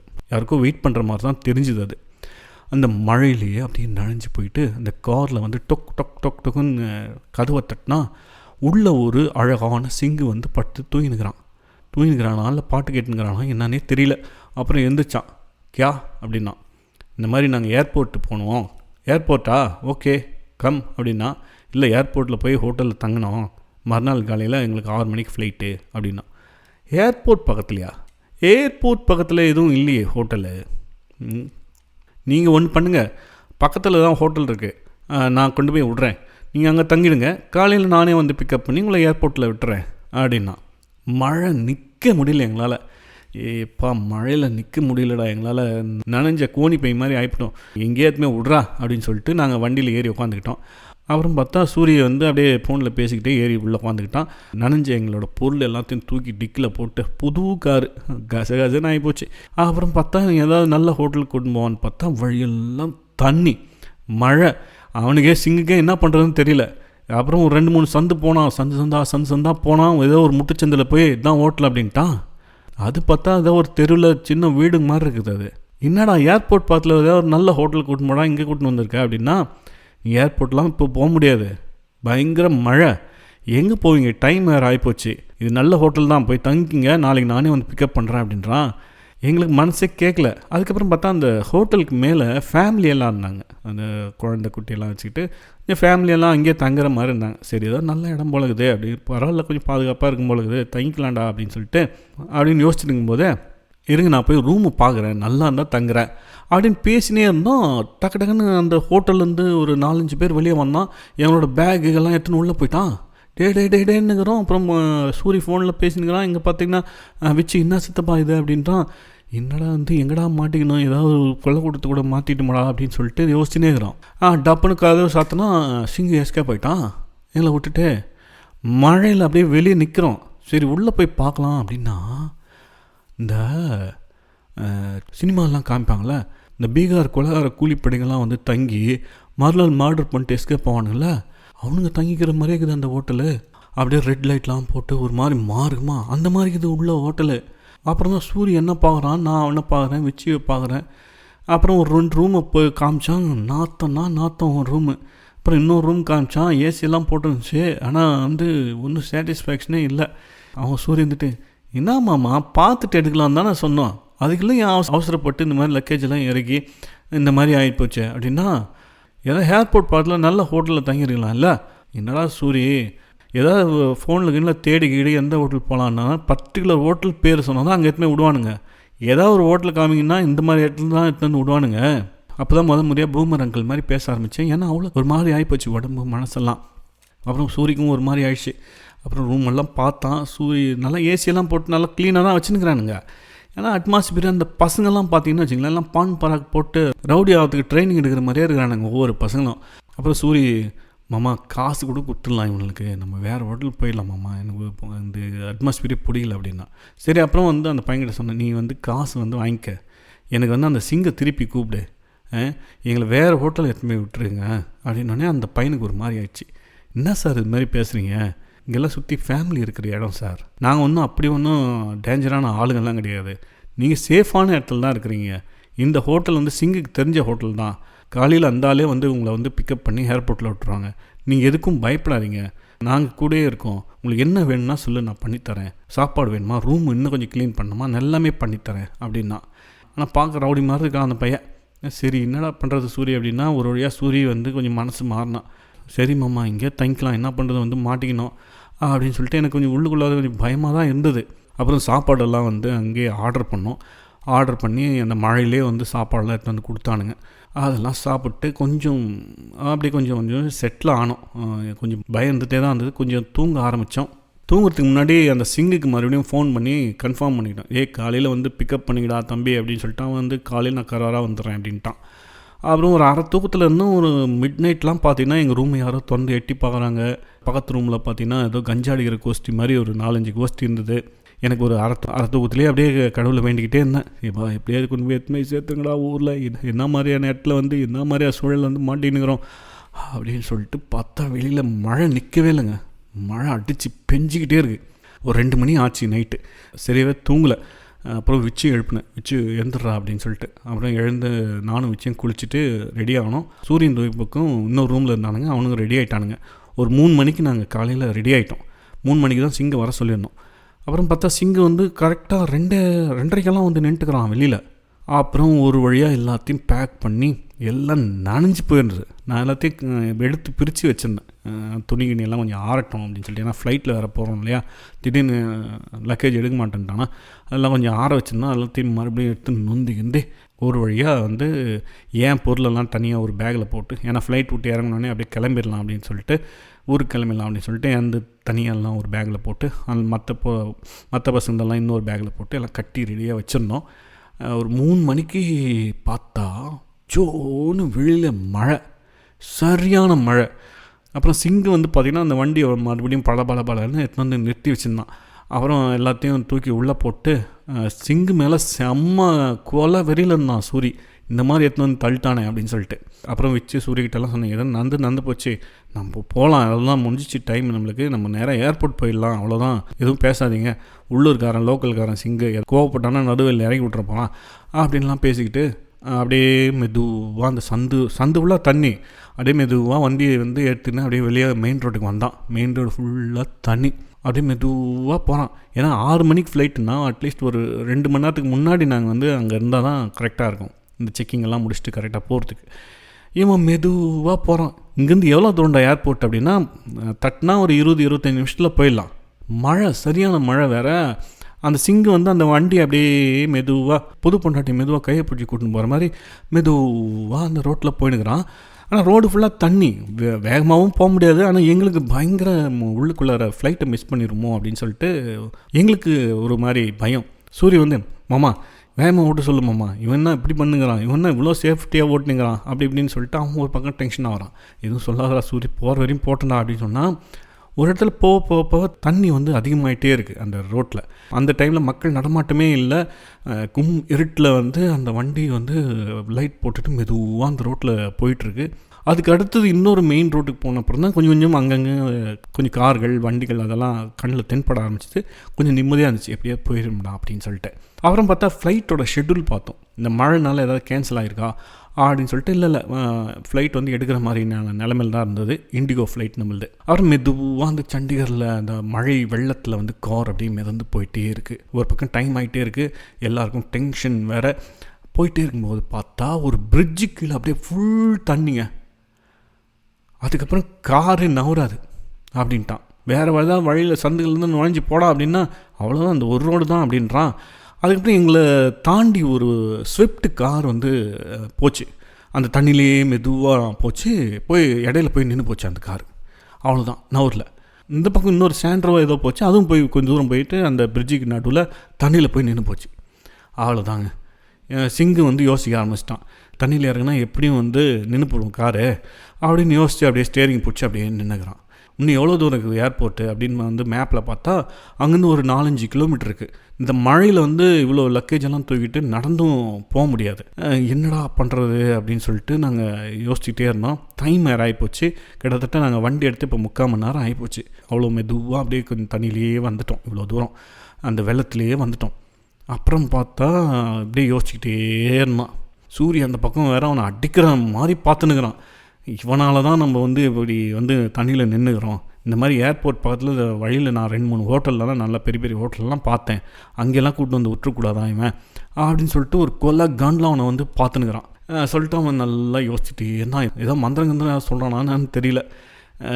எப்போ வந்து சரி இறங்கிங்கோ அப்படின்னு வந்து சொல்லுவான் அப்படின்னு தான் வெயிட் பண்ணியிருந்தோம். அவள்லாம் இறங்கிக்குங்கன்ட்டான். என்ன பண்ணுறது, அந்த தண்ணியில் போய் இறங்கி எங்கே இருட்டில் வந்து எங்கே போய் போகிறது. எனக்கா என்னடா அது முருகா, நீ தானே எப்படியாவது காப்பாற்றி கொண்டு போகணும் அப்படின்னு சொல்லிட்டு வேண்டினேக்கிறேன். திடீர்னு ஒரு செகண்ட் கீரை போட்டு தட்டினா வண்டியை. சட சட சட சடன்னு அப்படியே அந்த தண்ணியிலே சர்ன்னு போய் அந்த பக்கம் போயிட்டான். அந்த பிரிட்ஜை தாண்டி அந்த பக்கம் போயிட்டான். அப்புறம் போயிட்டு அப்போ கொஞ்ச நேரம் நிறுத்திட்டு அப்புறம் அப்படியே கொஞ்ச நேரம் என்னவோ சாமி மாதிரி கும்பிட்டான். அப்படியே கும்பிட்டு, நான் உங்களுக்கு கமிட் பண்ணேன் நேற்று, எப்படியாவது உங்களை கொண்டு போய் ஏர்போர்ட்டில் சேர்க்குறேன்னு சொல்லிட்டு, அதனால தான் வந்து நான் வண்டி எடுத்தேன். இல்லைன்னா வந்து நான் இன்றைக்கி காலையிலே நான் வண்டி எடுத்துகிட்டு வந்திருக்க மாட்டேன், அவ்வளோ மழை அப்படின்னு சொன்னான். எனக்கா என்னடா இது மனிதம் புனிதம் அப்படின்ற மாதிரி தான் ஒரு உணர்வெல்லாம் இருந்துச்சு. சூரியன் அந்த பக்கம் வந்துட்டு, ஆமாம் இதெல்லாம் கொஞ்சம் வக்கனே டைலாக் பேசு, கீரை போட்டு வண்டி எடுறா சிங்கு அப்படின்ற மாதிரி இருந்தான். அப்படின்னு சொல்லிட்டு மெதுவாக அவன் வண்டியை வந்து மூவ் பண்ண ஆரம்பித்தான். அதுக்கப்புறம் வந்து தண்ணி இருந்தது, ஆனால் அதுக்கப்புறம் போகிற மாதிரி தான் இருந்தது. கொஞ்சம் தூரம் போனதுக்கப்புறம் அந்த ஏர்போர்ட் ரோடு நல்லா பக்காவாக போட்டிருந்தான், கொஞ்சம் மேட்டில் போட்டிருந்தான். அதில் போனோடனே அப்படியே மெதுவாக கொண்டு போயிட்டான். அப்புறம் ஒரு வழியாக போயிட்டு எடுத்துன்னு போயிட்டு எங்களை இதில் விட்டாங்க, எங்கள் ஏர்போர்ட்டில் விட்டான். ஏர்போர்ட்டில் விட்டால் ஏர்போர்ட்டில் யாருமே காணும். அப்போ தான் வந்து கொஞ்சம் பேர் இருந்தாங்க. எல்லாம் தண்ணியில் மாட்டின்னு எவனும் வரல போல இருக்குது அப்படின்னு நினச்சோம். ஆனால் அது மாதிரி நிறைய பேர் வந்து நனைஞ்சி போய் ஊறி போய் எல்லாம் வந்து கொஞ்சம் பேர் இறங்கினாங்க. அப்புறம் சிங்குக்கு வந்து நான் நிஜமாகவே கட்டி பிடிச்சிக்கிட்டேன். ரொம்ப நன்றி சிங்கு, நீ என்ன நினச்ச என்ன பண்ணன்னு தெரில, ஆனால் நீ சொன்னதை வந்து செஞ்சிட்ட. ஏன்னா எந்த சந்தில் எவ்வளோ தண்ணி எவ்வளோ வெள்ளம் எவ்வளோ இருக்குன்னு தெரியாது. அவன் பாட்டுக்கு ஒரு குத்து மதிப்பாக தான் ரோட்டில் வந்து வந்துட்டுருந்தான். ஒரே ஒரு தெய்வாதீனமாக வந்து வண்டியை ஓட்டிகிட்டு இருந்தான். ரொம்ப உணர்ச்சி வசப்பட்டு எங்களுக்கு பிரியா விடை கொடுத்தான், நல்லபடியாக போயிட்டு வாங்க அப்படின்னு சொல்லிட்டு. இந்த பக்கம் சூர்யாவனை ஒரு அடியாவது அடிச்சுக்கிற மாமா அப்படின்னு கேட்குற மாதிரி நின்றுருந்தான். சரி வாடா பார்த்துக்கலாம் அப்படின்னு சொல்லிட்டு அவனுக்கு விடை கொடுத்து நாங்கள் உள்ளே போனோம். செக்யூரிட்டி செக்கெல்லாம் உள்ளே பண்ணிவிட்டு முதல்ல வந்து ஃப்ளைட் இருக்குதா மட்டும் செக் பண்ணுறா அப்படின்னா ஃப்ளைட் வந்து போர்டிங் போட்டு தான் இருந்தான். ஏன்னா வெளியில் அவ்வளோ அட்டாத மழை பெஞ்சிட்டே தான் இருந்தது. இவன் போர்டிங்கெல்லாம் போட்டுட்டு ஒரு 6 மணி ஃப்ளைட்டுக்கு நாங்கள் ஒரு 5:30 மணிக்கு நாங்கள் உள்ளே போனோம். 5:30 காலையில் 5:30 மணிக்கு உள்ளே போயிட்டு உட்காந்துருந்தோம். 6 மணிக்கு ஃப்ளைட் வந்துடும் அப்படின்னு தான் சொல்லிட்டு இருந்தாங்க. சரி ஃப்ளைட் வந்துடும், நம்ம பறந்துருவோம்டா, எப்படியோ இந்த மழை வெள்ளத்துலேருந்து நம்ம தப்பிச்சிருவோம்டா அப்படின்னு தான் நாங்கள் வந்து உள்ளே போனோம். உள்ளே போயிட்டு பேக்கெல்லாம் லக்கேஜெல்லாம் போட்டு நாங்கள் கையில் ஒரு சின்ன லக்கேஜ் அப்புறம் ஹெல்மெட் அது மட்டும் வச்சுட்டு இருந்தோம். உள்ளே போய் உட்காந்துங்க. அதுக்கப்புறம் பார்த்திங்கன்னா 6 மணி ஆக ஆக எங்களுக்கு வர வேண்டிய ஃப்ளைட் வரலன்னா அதை அங்கேயே கேன்சல் பண்ணிட்டுக்கிறானுங்க. ஆக்சுவலாக வந்து நாங்கள் பாம்பே போயிட்டு தான் சென்னை போனோம். ஸ்ட்ரெயிட் ஃப்ளைட் கிடையாது, அது கனெக்டிங் ஃப்ளைட். பாம்பே ஃப்ளைட்டு இறங்கவே இல்லை, அது வரவில்லை. பாம்பே ஃப்ளைட்டு பாம்பேலேயே நிறுத்திட்டாங்க இங்கே மழைன்னு சொல்லிட்டு. ஏன்னா இங்கே போர்டிங் போட்டு எல்லோரையும் உள்ளே உட்கார வச்சுன்னுக்கிறான். வரும் சொல்லிட்டு உட்காந்துருக்கான். மெயினாக இண்டிகோ ஃப்ளைட்ஸு நிறைய ஊருக்கு போகிறது, பெங்களூரு டைரக்ட் சென்னை ஃப்ளைட்ஸு, அப்புறம் பாம்பே ஃப்ளைட். இந்த 3 ஃப்ளைட் ஆளுங்க தான் வந்து காலையில் அங்கே வந்து சேர ஆரம்பித்தாங்க. எப்படியும் வந்துட்டாங்க. நாங்கள் உள்ளே நுழையும் போது எவனுமே இல்லை ஏர்போர்ட்டில். நாங்கள் தான் அப்பா வீராவேசமாக நம்ம தான் ஏர்போர்ட்டுக்கு வந்துடுவோம் அப்படின்னு சொல்லிட்டு. அப்புறம் பார்த்தா எப்படியா அந்த லோக்கல் ஆளுங்க எப்படியா வண்டி மாட்டு வண்டி அது இதுன்னு பிடிச்சி எப்படியா வந்து சேர்ந்துக்கிறானுங்க. எங்களது இண்டிகோ ஃப்ளைட்டு, எங்களது மாதிரியே வந்து ஸ்டாஃப் ஃப்ளைட்டு, ஏர் இண்டியா இந்த மாதிரி ஃப்ளைட்ஸ் எல்லாம் வந்து சென்னை பாம்பே இந்த மாதிரி முக்கியமான நகரங்களுக்கெல்லாம் வந்து போகிறதுக்காக எல்லாருமே வந்து வெயிட் பண்ணிகிட்ருக்காங்க. எந்த ஃப்ளைட்டும் வந்து லேண்ட் ஆகலை. நாங்கள் போகும்போது ஒரு ஃப்ளைட் மட்டும் ஏறிச்சு மேலே, அதோடு அவ்வளோதான். அந்த ஏர்போர்ட்டு அப்படியே தண்ணியில் கொஞ்சம் கொஞ்சமாக முழுக ஆரம்பிச்சிருச்சு. வெளியில் பார்த்தீங்கன்னா ரன்வே ஃபுல்லாக தண்ணி. அதனால் எந்த ஃப்ளைட்டும் இறங்க முடியல. கீழே இறங்கினா தானே ஆளுங்களை தூக்கிட்டு மேலே போக முடியும். அப்புறம் வந்து இறங்கும் வரோம் அப்படின்னு சொல்லிட்டு அங்கே போய் கவுண்டரில் கேட்குறது என்ன, அவன் வரும்னு சொல்கிறது என்ன, அப்படியே மக்கள் வந்து அந்த ஏர்போர்ட் ஃபுல்லாக குவிய ஆரம்பிச்சிட்டாங்க. மக்கள் வர அந்த மழையிலே நனைஞ்சு எல்லாம் மக்கள் வந்து ஏர்போர்ட் ஃபுல்லாக மக்கள் ஆகிட்டாங்க. இந்த வெஸ்டா ஃப்ளைட்டெல்லாம் பார்த்தீங்கன்னு வச்சிங்களேன், அவங்களுக்கெல்லாம் மேலே வந்து லான்ச் எல்லாம் புக் பண்ணி அவங்களுக்கு வந்து சாப்பிட ஸ்நாக்ஸ் எல்லாம் அங்கே வந்து கொடுத்துட்டுருக்கான். இங்கே பார்த்திங்கன்னா 7 மணி 8 மணி ஆகிப்போச்சு. எங்களுக்கு பசி வேறு பயங்கரமாக எடுக்க ஆரம்பிச்சிச்சு. மற்ற ஏர் இண்டியா ஃப்ளைட்ஸ்க்கெல்லாம் அவங்களுக்கு வந்து ஸ்நாக்ஸ் எல்லாம் கொடுத்துட்ருக்கான். இந்த பக்கம் டிஃபன் அரேஞ்ச் பண்ணி அவங்களுக்கு வரிசையாக நிற்க வச்சு பூரி போண்டா பஜ்ஜி வடையெல்லாம் கொடுத்துட்டுருக்கான். இண்டியோக்காரன் எங்களை கண்டுக்கவே மாட்டான். அவன் வந்து ஃப்ளைட்லேயே தண்ணி கொடுக்க மாட்டான், இங்கே வந்து சோறா கொடுக்க போகிறான் அப்படின்னு சொல்லிட்டு நாங்கள் பேசிகிட்டு இருக்கும்போது ஒரு 9 மணி ஆயிடுச்சுங்க. ஃப்ளைட்டே வந்து இறங்கலை, ரன்வே ஃபுல்லாக தண்ணி. அதுக்கப்புறம் வந்து ஒரு இண்டியோக்காரங்கிட்ட எல்லாம் வந்து சட்டை பிடிச்சி சண்டை போட ஆரம்பிச்சிட்டாங்க. எங்களுக்கெல்லாம் பசிக்குது, மற்ற ஆளுங்கெல்லாம் கொடுக்குறாங்க, நீ ஏடா கொடுக்க மாட்டேற அப்படின்னு சொல்லிட்டு. அதுக்கப்புறம் போய் கொஞ்சம் ஸ்நாக்ஸ் எல்லாம் கொண்டு வந்தான். இந்த நட்ஸு அந்த மாதிரி சின்ன பேக்கெட்ஸ் எல்லாம் வந்து எங்களுக்கு வந்து சாப்பிட கொடுத்தான். நாங்கள் வெளியில் வந்து ஒரு சீப் ரேட்டுக்கு வந்து டீ வந்து ஒரு 250 ரூபா 300 ரூபா கொடுத்து ஒரு டீயை சாப்பிட்டோம். அது கொஞ்சம் சாப்பிட்டு அப்படியே கொஞ்சம் இருந்தோம்.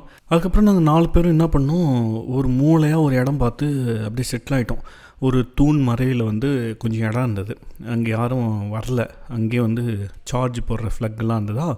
அப்படியே நாங்கள் 4 பேரும் அப்படியே படம் பார்க்குறது, பாட்டு கேட்குறது, அப்படி வந்து கொஞ்சம் நேரம் வந்து டைம் ஸ்பெண்ட் பண்ண ஆரம்பித்தோம். அதுக்கப்புறம் தாங்க முடியல. ஒரு 9:30 10 o'clockலாம் வந்து பார்த்திங்கன்னா எல்லாம் வந்து இண்டியோக்காரங்களோட சண்டை போட ஆரம்பிச்சிட்டாங்க. நீ ஏதாவது ஒரு முடிவை சொல்லு, ஃப்ளைட் இறக்குவீங்களா இல்லையா? அவன் என்ன சொல்கிறான், இயற்கை பேரிடருக்கெல்லாம் நாங்கள் என்ன பண்ண முடியும், பாருங்கள் வெளியில் மழை, ரன்வே ஃபுல்லாக தண்ணி இருக்குது. அது வந்து இந்தியன் ஏர்ஃபோர்ஸும் இந்த கமர்ஷியல் ஃப்ளைட்ஸும் வந்து ஷேர் பண்ணுறாங்க. அந்த ஏர்போர்ட்டை அவங்க வந்து ஷேர் பண்ணி யூஸ் பண்ணிக்கிறாங்க. அதனால் இந்தியன் ஆர்மி பார்த்திங்கன்னா அந்த ரன்வேவை கிளியர் பண்ணுறதுக்கு வெளியில் ஏதோ வேலை பார்த்துட்ருக்காங்க. அதாவது காமிச்சாங்க பாருங்கள், உங்களுக்காக வந்து அவங்க மழையில் வந்து வெளியில் வேலை செஞ்சிட்ருக்காங்க, ரன்வே கூடி சீக்கிரம் ரெடி ஆகிடும், நாங்கள் வந்து ஃப்ளைட்டு இறக்கிறதுக்கு ரெடியாக தான் இருக்கோம், ஆனால் ஃப்ளைட் அத்தாரிட்டி வந்து பர்மிஷன் கொடுக்கல அப்படின்னு சொல்லிட்டு ஏதோ விளக்கிட்டு இருந்தாங்க. நிறைய பேர் வந்து ஃப்ளைட்டை கேன்சல் பண்ணிவிட்டு எங்களுக்கு காசு கொடுங்க அப்படின்னாங்க. அப்படி சொல்கிறவங்களாம் க்யூவில் நிற்க சொல்லிட்டாங்க.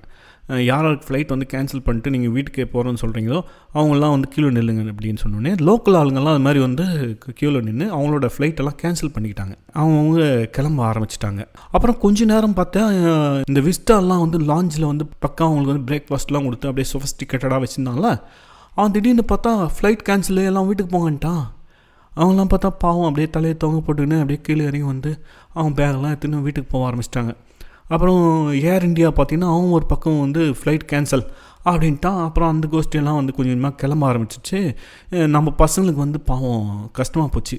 மாமா நாளைக்கெல்லாம் வந்து நான் ஆஃபீஸ்க்கு போயே ஆகணும், இத்தனை நாள் லீவ் கொடுத்ததே பெரிய விஷயம், மேனேஜர் தலையெல்லாம் தொங்கிட்டு தோலை வச்சுருவான் அப்படின்னலாம் வந்து பேசிகிட்டு இருந்தாங்க பசங்க. எப்படியாவது வந்து இன்றைக்குள்ளே நம்ம சென்னை போயே ஆகணும் மாமா அப்படின்னு சொல்லிட்டு. அப்புறம் பார்த்தா நாங்கள் வந்து ட்ரெயின் எல்லாம் பார்க்க ஆரம்பித்தோம். ட்ரெயின் போனால் 2 நாள் ஆகிடும். சத்தீஸ்கர்லேருந்து சென்னை போனால் சும்மாவா. டெல்லி போயிட்டாங்க இந்த ஃப்ளைட்டில் போகலாம் அப்படின்னு பார்த்தா, டெல்லி இங்கேருந்து ட்ரெயினில் போகலான்னு பார்த்தா இதை கேன்சல் பண்ணிட்டு காசு வர்றதுக்கே லேட் ஆகிடும். அது இல்லாமல் 30,000 40,000 எக்ஸ்ட்ரா ஆகிடும். அதுக்கெல்லாம் வந்து ரெடி பண்ணிட்டோம் நாங்கள். காசுக்கு ஒன்றும் பிரச்சனை இல்லை, டிக்கெட் போட்டுக்கலாம். இதெல்லாம் நாங்கள் வந்து பேசிகிட்டு இருக்கும்போது அப்புறம் வந்து எங்களெல்லாம் கூப்பிட்டான். நீங்கள் வந்து பாம்பே போயிட்டு சென்னை போக தேவையில்ல, டைரக்ட் ஃப்ளைட் உங்களுக்கு சென்னையே போட்டாச்சு அப்படின்னா. அப்படியாடா, எல்லாம் ஓகே, ஃப்ளைட் இறங்குமாடா அப்படின்னா தெரியல, கொஞ்ச நேரம் பார்த்துட்டு ஒரு 12 மணி வரையும் பார்ப்போம், அதுக்கப்புறம் மழை நிற்கலை, ரன்வே ரெடி ஆகலைன்னா கேன்சல் பண்ணிடுவோம் அப்படின்னு வந்து சொல்லிட்டான். அப்புறம் இப்படி கேன்சல் பண்ணால் கூட இந்த மழை வெள்ளத்தில் மறுபடியும் போயிட்டு இந்த ஊரில் எங்கே தங்கி ரூம் எடுத்து எங்கே கஷ்டப்பட்டு இதெல்லாம் வந்து யோசிக்கவே எங்களுக்கு வந்து ரொம்ப கஷ்டமாக இருந்தது. அப்புறம் எங்களுக்கு பக்கத்தில் ஒரு பூமா உட்காந்துருந்தாங்க பாவம். அவங்களுக்கெல்லாம் வந்து அழுகியாக வந்துருச்சு. அவங்க புருஷன் வந்து சென்னையில் வெயிட் பண்ணிருக்காரு போல இருக்குது. இது மாதிரி குழந்தை வச்சுட்டு கஷ்டப்படுறவங்க, இந்த மாதிரி வெளியூர் ஆட்கள் தான் வந்து அங்கே ரொம்ப கஷ்டப்பட்டுருந்தாங்க. லோக்கல் ஆளுங்கள்லாம் அவங்கவுங்க கேன்சல் பண்ணிட்டு அவங்க கிளம்ப ஆரம்பிச்சிட்டாங்க. அவங்களுக்கு வீடு இருக்கும், தங்குறதுக்கு ஒன்றும் பிரச்சனை இல்லை. லோக்கல் ஆளு, இந்த பிஸ்னஸ் ஆளுங்க, படிக்க வந்த பசங்க, இந்த விஐடி பசங்கள்லாம் கூட சில பேர் இருந்தாங்க. இந்த நம்ம ஊர் வெள்ளூர் இன்ஜினியரிங் காலேஜ் விஐடி, அது நான் படித்தேன்ல, அந்த பசங்கள்லாம் கூட கொஞ்சம் இருந்தாங்க. ஏதோ செமினார் வந்து கொடுத்துக்காக வந்தாங்களாம். அப்போல்லாம் பாவம் ரொம்ப கஷ்டமாக இருந்தது. எல்லாம் கரெக்டாக பாம்பே, ஹைதராபாத், சென்னை, இந்த பெங்களூர், இந்த 4 ஃப்ளைட் ஆளுங்க, இண்டிகோ ஆள் மட்டும் கடைசியாக அந்த ஏர்போர்ட்டில் நின்னாங்க. அவன் வந்து சின்ன ஹோப் கொடுத்துட்டே தான் இருந்தான். இண்டிகோ இப்போ வந்து கேன்சல் பண்ணல. ஃப்ளைட் அத்தாரிட்டிக்கிட்ட போயிட்டு, இந்த ஏர்போர்ட் அத்தாரிட்டிக்கிட்ட போயிட்டு அவன் ஃபைட் பண்ணிகிட்டே தான் இருந்தான். ஒரு ஃப்ளைட்டு நாங்கள் வந்து இறக்கி காமிக்கிறோம், அதுக்கப்புறம் வந்து அது ஓகேன்னா நீங்கள் அடுத்தடுத்த ஃப்ளைட்டுக்கு எங்களுக்கு பர்மிஷன் கொடுங்க அப்படின்னு வந்து அவன் வந்து கேட்டதாக சொன்னான்.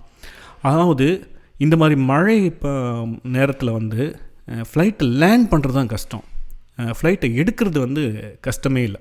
ஒரு ஃப்ளைட் மட்டும் ரொம்ப நேரமாக நின்றுருந்தது.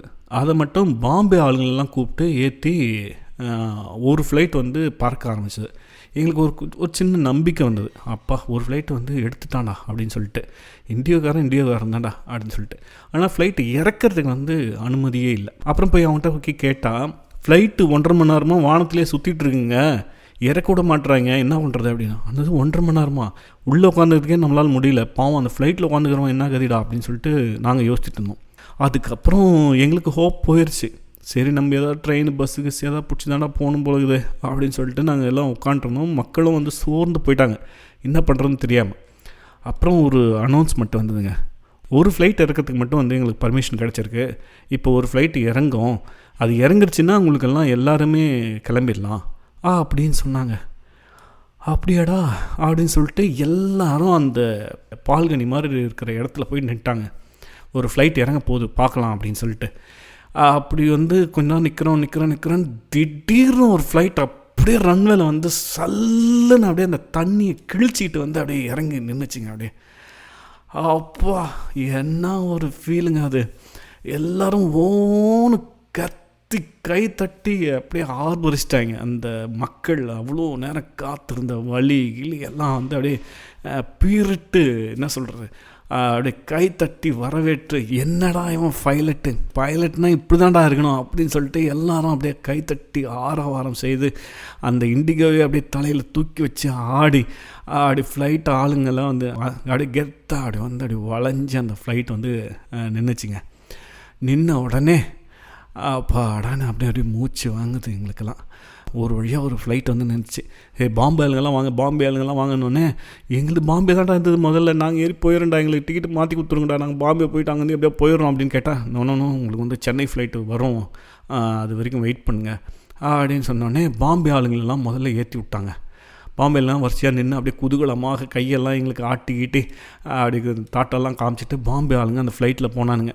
ஃப்ளைட்டு இறங்குச்சு, ஏறணும்ல, அதுக்கும் வந்து ஏற்றிட்டாங்க. ஒரு ஃப்ளைட்டை சல்லுன்னு ஏற்றிட்டான்.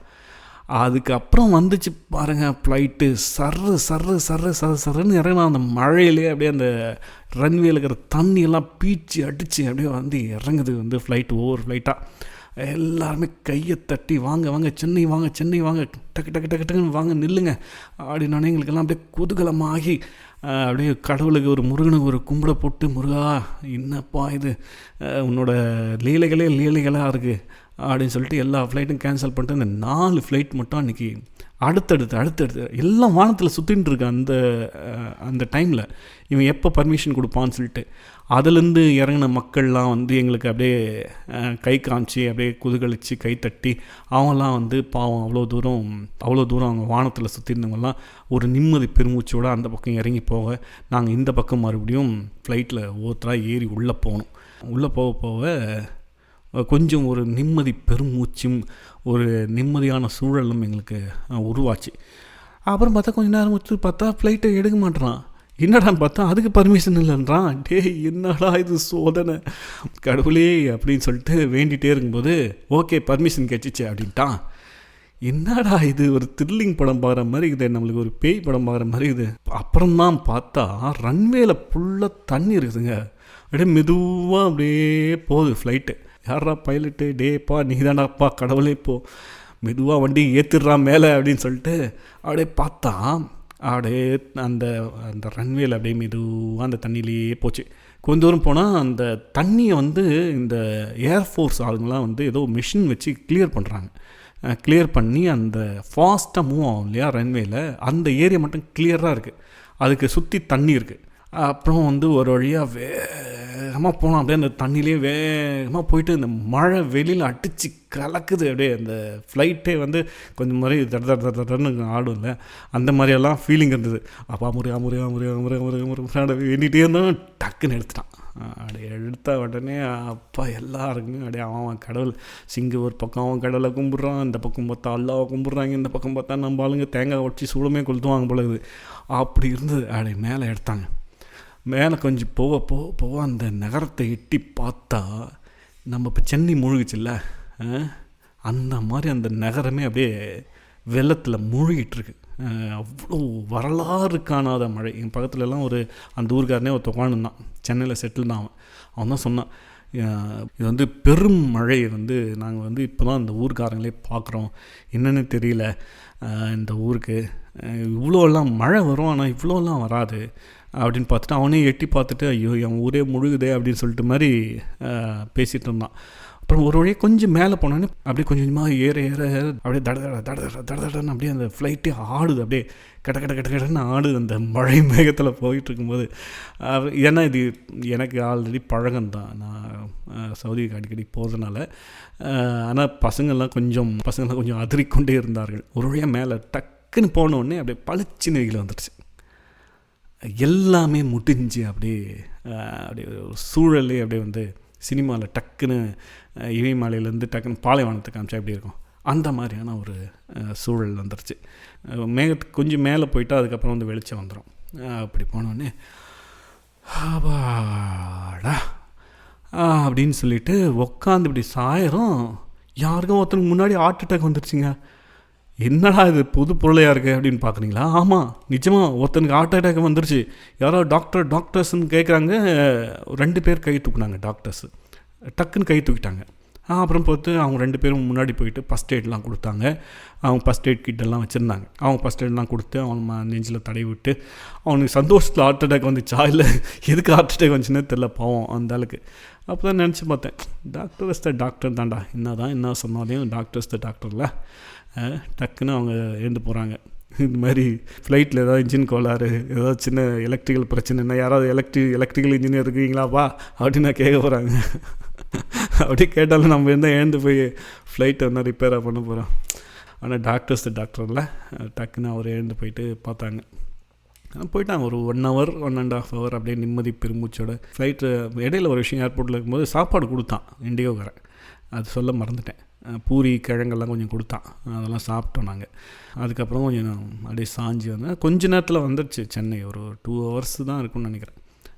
சென்னையில் வந்து இறங்கிட்டோம். அப்படியே இறங்கி நிம்மதி பெருமூச்சோட அப்படியே பேசிக்கிட்டே நாங்கள் வெளியே வந்தோம். சக்ஸஸ்ஃபுல்லாக அந்த வந்து 7-8 நாட்கள் வந்து வெற்றிகரமாக நீங்கள் பயணத்தை முடித்து விட்டோம். முதல் நாள் அந்த மயில் வந்து உட்கார்ந்தது இல்லையா, அதுதான் எங்களை அடிக்கடிக்கு காப்பாற்றுச்சு அப்படின்னு சொல்லிட்டு ஒரு மிஸ்டிக்கான ஒரு நினைவு மைண்டில் ஓடிச்சு. நாங்கள் எல்லாம் வெளியே வந்தோம் ஜாலியாக. வெளியே வந்து ஒரு குரூப் ஃபோட்டோலாம் எடுத்துக்கிட்டு 3-4 மணி இருக்குன்னு நினைக்கிறேன். எனக்கு ஈவினிங்கு 6 மணிக்கு ஊருக்கு ட்ரெயின் புக் பண்ணியிருந்தேன். சரின்னு சொல்லிவிட்டு நான் தான் தனியாக பேக்கெல்லாம் எடுத்து வச்சுருந்தேன்ல, டக்குன்னு அவங்கள்ட்டலாம் சொல்லிவிட்டு சரிப்பா அப்படின்னு சொல்லிட்டு வழக்கம் போல் அந்த ஓடி வந்த மெட்ரோ ட்ரெயின் பற்றியா அப்போ சாவகாசமாக அப்படியே நடந்து போனேன். நீங்களாம் எங்கடா போகிறீங்க, ரூம் போகிறீங்களான்னு? நோ, நீ தான் பிரியாணி எடுத்து இதில் போட்டல, குப்பத்தொட்டில் போட்டல. டேய் இன்னுமாடா ஞாபகம் வச்சுருக்க? ஆமாம், அதை காம்பன்சேட் பண்ணல. இன்னும் நம்ம குழுவில் கொஞ்சம் பைசா இருக்குது, அது எதுவுமே பாஷாகளில் பிரியாணி சாப்பிட்டு தான் நாங்கள் ரூம் போவோம் அப்படின்னு. நீங்களாம் மனுஷனுங்களடா, டே தெய்வங்கடா அப்படின்னு சொல்லிட்டு அவங்கள கையெடுத்து கும்பிட்டுட்டு, ஒரு வழியாக நல்லபடியாக எடுத்து சேர்த்துட்டீங்க அப்படின்னு சொல்லிட்டு அந்த பயண கலைப்பில் நாங்கள் அந்த வெற்றி பயணத்தை அப்படியே அங்கேயே கொண்டாடிட்டு கட்டியெல்லாம் பிடிச்சிட்டு ஒருத்தர் பிரியா விடை கொடுத்து விட்டு நான் மெட்ரோ ட்ரெயினில் அதான் ஓடி வந்தேன்ல வரும்போது அப்படியே அந்த ட்ரெயினில் உட்காந்துட்டு அப்படியே போனேன். பிச்சைக்கார மாதிரியே இருந்தேன். நல்ல வேலை எவனுக்கு காசு போடல. மூஞ்செல்லாம் அப்படியே கருகி போய் தலையெல்லாம் கலைந்து போய் சோர்ந்து போய் அப்படியே மெட்ரோ ட்ரெயினில் போயிட்டு அப்படியே அங்கேருந்து ஊருக்கு ட்ரெயின் ஏறி ஒரு வழியாக ஊருக்கு போய் சேர்ந்துட்டாங்க. இப்படியாக நமது பயணம் வெற்றிகரமாகவும் கடவுளின் துணை கொண்டும் முடிந்து விட்டது. அவ்வளோதான் முடிஞ்சிச்சா, அப்பாடா ஆளை விட்றா சாமி அப்படின்னீங்களா? அப்படியெல்லாம் விட முடியாது. மாரல் ஆஃப் த ஸ்டோரி நீங்கள் கேட்டு போங்க. என்ன மாரல் ஆஃப் த ஸ்டோரினா ஒரு பெருசாக ஒன்றும் இல்லை. இப்படியெல்லாம் உதப்பட்டு அதைப்பட்டு இதைப்பட்டு காண்டாயி எதுக்கிட அந்த வேலையெல்லாம் உங்களுக்கெல்லாம் வீட்டில் சும்மா இருந்துக்கலாம் இல்லையா அப்படின்னு கேட்க தோணும். நிறைய பேர் கேட்டிருக்காங்க. ஆனால் பார்த்திங்கன்னா இதுதான் நம்ம பொருளாக நம்ம சொத்து சேர்க்குறோம், அது சேர்க்குறோம், இது சேர்க்குறோம், நம்மளுக்கு என்னென்னமோ சேர்க்குறோம் இல்லையா. ஆனால் நல்ல நினைவுகளை நமக்கு சேர்க்கணும். அதுக்காக நினைவுகளே சேர்க்குறேன்னு சொல்லிட்டு ஊரை சுற்றிட்டு கூடாது. இது மாதிரி சான்ஸ் கிடைக்கும்போது ஒரு நல்ல நினைவுகளை நம்ம சேர்த்து வச்சுக்கணும். இப்போ கண்ணு முன்னாவே எனக்கு அப்படியே அந்த பனிமலைகள், அப்படியே அந்த பச்சை பசேல் ஆறுகள், அருவிகள், மக்கள் எல்லாமே, அந்த நிலப்பகுதிகள் எல்லாமே ஞாபகத்துக்கு வருது. இது காலம் முழுக்க ஞாபகத்துக்கு வந்துக்கிட்டே இருக்கும். இது ஒரு பெரிய சொத்து எனக்கு. நினைவு சேகரம் அப்படிங்கிறது மிகப்பெரிய சொத்து. என்னதான் நான் சம்பாதிச்சு பிளாட்டு வீடு கீடுன்னு வாங்கி போட்டாலும் இந்த மாதிரியான ஒரு நினைவு சேகரம் தான் எனக்கானது. அதாவது பர்சனலாக நான் மட்டுமே அனுபவிக்கக்கூடிய ஒரு மிகப்பெரிய சொத்து. என்னதான் நான் வாங்கி போட்டாலும் யாரோ ஒருத்த அனுபவிப்பான்ல, இது நான் மட்டுமே அனுபவிக்கிற ஒரு சொத்து. நினச்சி பார்த்தாலும் அப்படியே இனிமையான கஷ்டமான சூழல் அப்படியே கம்ப்ளீட்டாக ஒரு மழையில் ஒரு 100 கிலோமீட்டர் வேகத்தில் வண்டியில் வர்றது, இது அப்படியே சாவின் விளிம்பை நம்மளை கொண்டு போய் நிறுத்திக்கிறது. அந்த மாதிரி விளிம்பில் நீங்கள் உங்களை கொண்டு போய் நிறுத்தினீங்கன்னா அப்படியே உங்கள் உள்ளம் அப்படியே ஓப்பன் ஆகிடும். இப்போ இந்த மலைப்பகுதிகள், புது மலைப்பகுதிகள்லாம் நம்ம சுற்றணும் இல்லையா, அப்போல்லாம் பார்த்திங்கன்னா மனசு அப்படியே வேறு எண்ணமே வரல.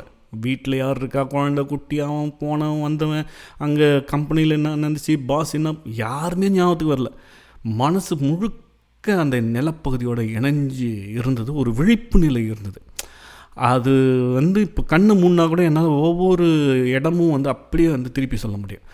அப்படி மனசு ஓப்பன் ஆகிற ஒரு தியான நிலை அப்படின்னு சொல்லலாமா, அப்படி கூட சொல்லலாம். அப்படி ஒரு விழிப்பு நிலையில் பார்த்திங்கன்னா எல்லாமே எனக்கு நுணுக்கமாக சேகரம் ஆகிட்டே வந்துச்சு. அதனால தான் அந்த தனிமையில் அப்படி மனசு ஒரு மாதிரி நான் அழ ஆரம்பிச்சிட்டேன்னு சொன்னேன் இல்லையா, அது இதனால தான். இந்த மாதிரி புதிய நிலப்பரப்பு போகும்போது மனசு அப்படியே குவிஞ்சி போயிடும். அப்போ சேகரிக்கிற அந்த நினைவு மனசில் மாறாது. அது உங்களுக்கே சொந்தமானது. அந்த அனுபவம் உங்களுக்கே சொந்தமானது. இது ஒன்றாச்சா.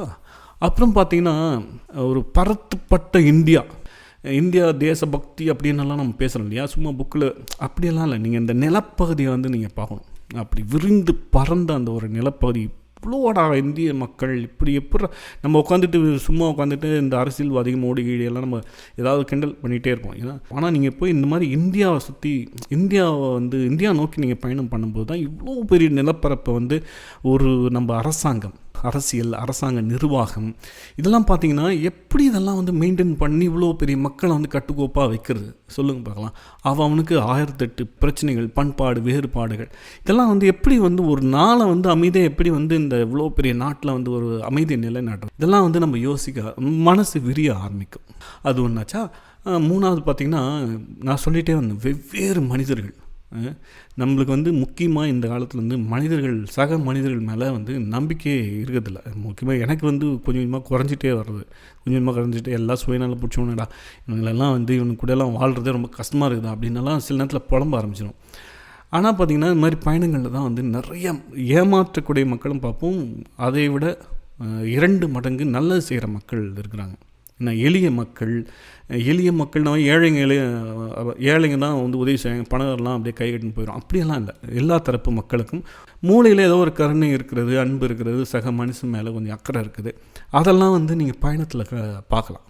நிறைய மனிதர்கள் நம்ம அப்படியே வரிசையாக நம்ம வந்து சொல்லிக்கிட்டே போகலாம். அந்த மாதிரியான மனிதர்களை வந்து ஒரே ஒரு இடத்துல மட்டும்தான் எங்களை வந்து சில லோக்கல் பாய்ஸ் வந்து ஃபாலோ பண்ணாங்கன்னு சொன்னால அது மட்டும் கொஞ்சம் இரிட்டேஷனாக இருந்தது. ஆனால் மற்ற இடத்துல வந்து எத்தனை பேர் நம்ம வந்து மனிதர்களை பார்த்துட்டோம். அந்த பஞ்சர் ஆனும்போது வண்டியை வந்து ஏற்பாடு பண்ணி கொடுத்த அந்த 2 முஸ்லீம் அண்ணன் தம்பிங்க, அந்த பீகாரிங்க வந்து வண்டி ஏற்ற இறக்க எல்லாமே உதவி செஞ்சுருக்காங்க. கடைசியாக வந்து எங்களுக்கு பில் போட்டு கொடுத்தாருல பாவம், அவர் நாங்கள் திட்டுறதெல்லாம் கேட்டுக்கிட்டு அந்த மழை ஒழுகுச்சில்ல அவர் ரூமில், அதெல்லாம் தாங்கிட்டு அந்த சிஸ்டத்தை ரெடி பண்ணி எப்படியாவது எங்களுக்கு வந்து இந்த பார்சல் புக் பண்ணணும்னு சொல்லிட்டு அவ்வளோ மெனக்கெட்டுட்டு இருந்தாங்க. நாங்கள் வந்து அவரை வந்து திட்டிக்கிட்டு இருந்தோம், ஜோக் அடிச்சிட்டு இருந்தோம், அவங்ககிட்ட அங்கிட்டு போயிட்டு இருந்தார். கடைசியாக எங்களுக்கு வந்து பில் போட்டு கொடுத்துட்டாரு. அவர் நினச்சிருந்தா இன்றைக்கி எல்லாம் க்ளோஸ்டு நீங்கள் கிளம்பு பாடின்னு சொல்லியிருக்கலாம். அப்படி ஒவ்வொருத்தரும் வந்து நிறைய மனிதர்களை வந்து நாங்கள் பார்க்க முடிஞ்சது. இதெல்லாம் வந்து நம்ம தொகுத்துக்கிறதுக்காக நம்ம சொல்கிறோம். ஆனால் இது வந்து நம்ம மைண்டில் போய் எங்கேயாவது பதிஞ்சிடும். நம்மளுக்கு விரக்தி வரும்போதோ, மனிதர்கள் பற்றியான ஒரு இது வரும்போதோ இதெல்லாம் நினச்சி பார்த்துக்கலாம். நம்ம இந்த மாதிரிலாம் ஆளுங்க இருக்குதுடா அப்படின்னு சொல்லிட்டு நம்மளும் வந்து மற்றவங்களுக்கு வந்து தன்னியல்பாக வந்து உதவி செய்ய ஆரம்பிச்சிடும். ஏதாவது கஷ்டம் அப்படின்னா இந்த மாதிரி நிறைய விஷயங்கள் அப்படியே நம்ம அடிக்கிட்டு போயிட்டே இருக்கலாம். அந்த பயணத்தில் வந்து பார்த்திங்கன்னா கடைசியான ஒரே ஒரு விஷயம் வந்து ஒரு மிஸ்டிக்கான ஒரு சூழல். நம்ம விதின்னு சொல்கிறோம், கடவுள்னு சொல்கிறோம், மயிலெலாம் வந்துச்சுன்னு சொல்கிறோம். அதெல்லாம் வந்து நான் வந்து சொல்கிறதான். நம்ம என்ன தான் வந்து பக்கவாக பிளான் பண்ணி ஒரு அறிவியல் பூர்வமாக எல்லாத்தையும் கேல்குலேட் பண்ணி சூரியெல்லாம் வந்து பக்கமாக வந்து கேல்குலேட் பண்ணி இந்த மாதிரியான விஷயங்கள்லாம் பண்ணுவான். என்ன தான் நம்ம வந்து அவ்வளோ கேல்குலேட்டிவாக அவ்வளோ தர்க்கபூர்வமாக என்ன தான் நம்ம வந்து ஒரு செயலை திட்டமிட்டு வெற்றிகரமாக செஞ்சு முடித்தோம் அப்படின்ற ஒரு திருப்தி நம்ம தான் எல்லாத்தையும் பக்காவாக பண்ண அப்படியெல்லாம் இல்லை. நம்ம பண்ணோம், ஆனால் நம்மளை சுற்றி இன்னொரு விஷயம் நடக்குது. அது வந்து நீங்கள் எந்த அக்கௌண்ட்லேயும் வைக்க முடியாது. நினச்சிருந்தா நாங்கள் வந்து நாளே வந்து அந்த பசங்க எங்களுக்காக பைக் எடுத்து வச்சுருந்தாங்களே அங்கேயே முடிஞ்சிடும். நம்மளுக்கு வந்து அந்த பிளான்ன்றது வந்து அங்கேயே முடிஞ்சிருக்கும். ஏதோ ஒரு சக்தி நம்மளை சுற்றி நம்ம நினச்சி பார்க்காத ஒன்று. அவன் ஃப்ளைட் இறக்கலாம் என்ன பண்ண முடியும்? அந்த சிங்கு ஒரு நிமிஷம் அந்த தண்ணியில் இறக்கலாமான்னு யோசிச்சுட்டு இருந்தான்ல, அவன் இறக்க முடியாது, முன்னாடி ஆல்ரெடி 2-3 வண்டி நின்று போச்சு, நீங்கள் இறங்குங்க வேறு எதாவது பார்த்துங்க அப்படின்னு சொன்னால் என்ன பண்ண முடியும்? ஒன்றுமே பண்ணிக்க முடியாதுல்ல. நம்மளை சுற்றி வேறு ஏதோ இருக்குது. ஏதோ கடவுள்னு சொல்லலாம், விதின்னு சொல்லலாம், என்னமோ இருக்குது. அது வந்து நம்மளுக்கு வந்து இந்த பயணங்கள் வந்து பக்கா கிளியராக சொல்லிடும். ஆமாங்க அப்படின்னு சொல்லிட்டு அதை வந்து நான் பார்த்தேன். நம்ம முருகான்னு சொல்லிகிட்டு இருக்கான். ஆமாம், அது முருகனாக இருக்கலாம், ஏதோ ஒன்று நம்மளை சுற்றி இருக்கும். அது வந்து நமக்கு உதவணும், நமக்கு வந்து எல்லா விதத்துலையும் நம்மளுக்கு சப்போர்ட் பண்ணணும் அந்த ஏதோ ஒன்று அப்படின்னா நம்மளும் வந்து ஓப்பன் அப் ஆகணும். நம்மளும் வந்து மற்றவங்களுக்கு வந்து சமயம் கிடைக்கும்போது நிறைய நல்ல விஷயங்களை வந்து பண்ணிக்கிட்டே இருந்தால் தான் இந்த மாதிரி நம்ம இக்கட்டான சூழலில் அது வந்து நமக்கு வந்து உதவி செய்யும் அப்படின்றத வந்து தெளிவாக வந்து காமிச்சு கொடுத்துச்சு. இந்த மமதை, நான் தான் பெரியாள், நான் நினச்சினா என்ன வெற்றி பெறுவேன், நான் திட்டமிட்டால் அது தவறாது அப்படின்னெல்லாம் நம்மளுக்கு இந்த மண்டைக்கு சில நேரத்துலலாம் ஏற்றிப்போம்ல, அதெல்லாம் வந்து சோட்டாலே வச்சு அடித்து அப்படியெல்லாம் இல்லை தம்பி, உன்னை சுற்றி நிறைய நடக்குது, தெரியாது, மமதையோடு சுற்றாத, எந்த ஒரு காரியம் இருந்தாலும் அமைதியாக வந்து ஓகே நல்லபடியாக நடந்தது திருப்திப்பட்டுக்கோ. இந்த பயனெல்லாம் வந்து அதான் சொல்லுது நம்மளுக்கு திருப்பி. இதோட நம்ம முடிச்சுப்போம். நம்ம பேசினே இருந்தால் அப்படியே பேசினே இருப்போம். நல்லபடியாக அதோட முடிச்சுப்போம். நல்லபடியாக வந்துட்டோம். மகிழ்ச்சியாக இருங்க நண்பர்களே, மகிழ்ச்சியாக இருங்க, சந்தோஷமாக இருங்க. நன்றி நண்பர்களே.